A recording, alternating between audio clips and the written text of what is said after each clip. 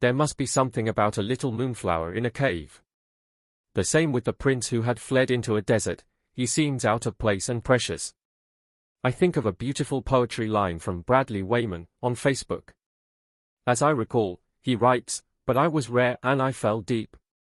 The mind of the brain thinks that heaven affects the earth, strange then this scripture which says the opposite, to a point, whatever we bind on earth is bound in heaven, and this, we on earth, are thoughts of the brain of the human.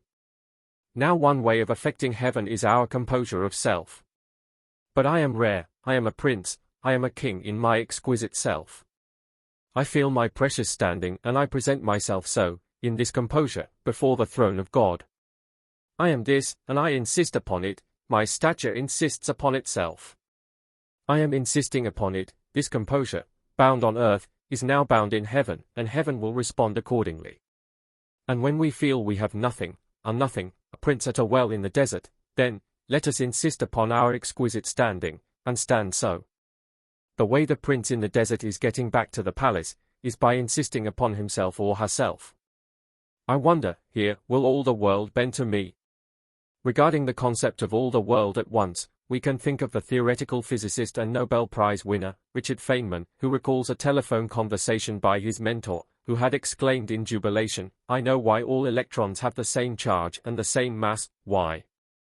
Because, they are all the same electron." On my end, I cannot quite understand the physics of it all, other than to take a single idea from this, the entire cosmos will respond to my insistence of myself, either as that of a king or that of a beggar.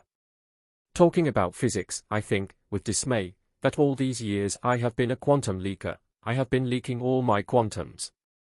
When I was a boy some great thing stabbed my little heart, like broken glass or crystal all my waters left, and its treasure, and adversity moved inside my mind and waged its war with me. But God has helped me, and His truth, and I have found the way to keep the waters of a king. In a dream, years back, I found myself on the shore of a calm lake. Heavenly beings, angels, brought me a boat. The boat was in the shape of a white swan. And one of the angels looked at me, and said, as though in thoughts through his eyes, "You must do this, you can do this, we believe in you." It speaks of standing in the exquisite self, and secondly, the way of oneness. A part of our sense of self must always be unseen, in secret, in stillness, alone, singular, and lovely.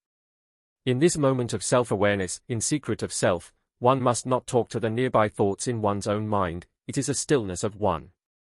It is woundedness that causes us to keep talking to other thoughts in our minds, over and over, as though to rectify something. But this type of conversation is the great spillway of our waters and treasure.